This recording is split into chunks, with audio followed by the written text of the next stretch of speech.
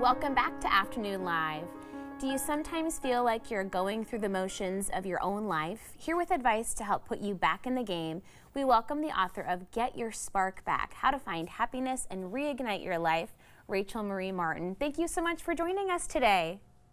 Thank you for having me. I'm super excited to chat with you. Well, I'm excited too. So your previous books were focused more on motherhood and that experience. What made you want to write about this one and kind of open it up to everybody? It's a great question. I really think the pandemic, those years after, we all kind of had that moment when we were wondering what's next or who am I now? And I'm in that midlife phase of life where all of those questions become more common. And that was the inspiration. Also, I had tons and tons of readers say to me, how do I get my spark back? And as a writer and an author, I listened to what they're asking.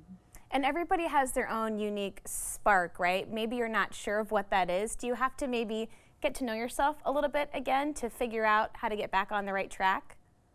Yeah, I love that you said that because nobody ever messaged me saying, how do I get a spark? It was always my spark, which is possessive, meaning we each have one. And it really is a lot of getting to know yourself again. And I like to say, wondering about your story, wondering about your soul, wondering about those dreams that so often we kind of put on the shelf. It's time to pull them out again. Do you have people come to you and just say, I don't even know where to begin? Do you have suggestions for first steps to kind of put yourself in the driver's seat of your own life again? I do. Well, first of all, I love that question because the question inherently means I want to begin, I want to start. So I tell them you've already started. But the way to really start is to be willing, again, to wonder about what it is that you love in life or where your passions might be. You started your online community over a decade ago now. You have so many people across the country and all around the world who have followed your story. What would you say to Rachel from 2008 that you're publishing these books and reaching so many people and inspiring them to find their spark again? Would tell her, I'm so glad you were brave enough to try.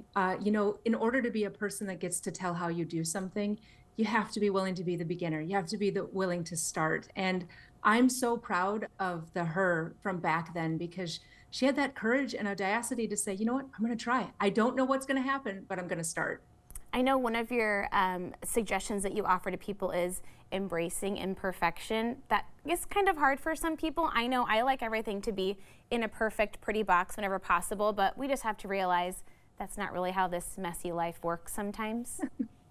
That's so true. As also a recovering perfectionist, I write about that because I like things in the neat little boxes, but I really believe joy and opportunity often are just on the other side. In fact, things have to get messy in order to change. And that's why I really encourage women and everyone to embrace that little bit of imperfection in life.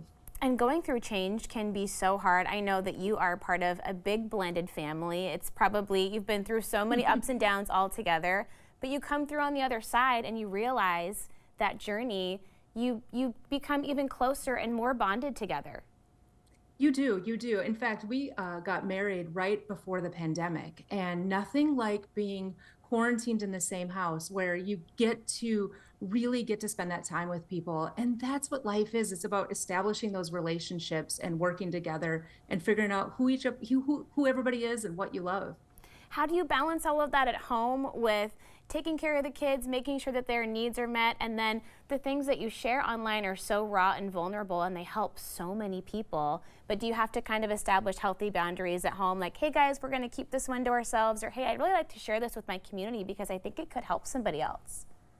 Well, that's a really important question, and boundaries are critical. And I've said for years that I try to write my perspective, my story. In fact, I just the other day messaged my college kid and said, hey, could I use this picture? I'm very respectful of their digital footprint and those boundaries of knowing that and really writing about the perspective of what I'm going through has helped with that.